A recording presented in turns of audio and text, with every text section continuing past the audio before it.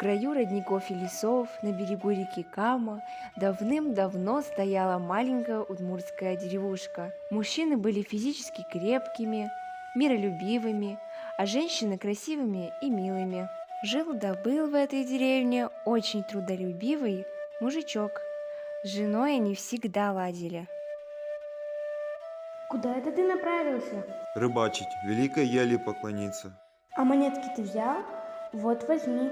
С бодрым настроением он сел в лодку. Вот он уже доплыл до Мудор-Кыс, поклонился великой ели, бросил серебряные монетки и направился домой.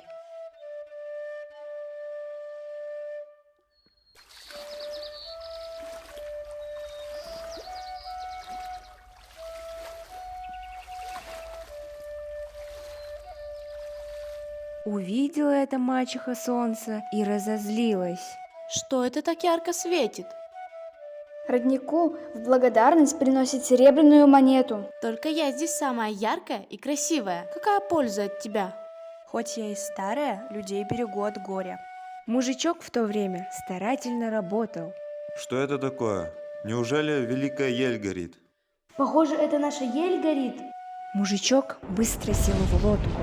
Вот он уже доплыл до середины Камы. В это время стало темно. Река вокруг стала страшной. Поднимаются волны, вода бурлит. Мужичок не испугался. Он обратился к Инмару. Инкуаш услышал его мольбу. Стало тихо.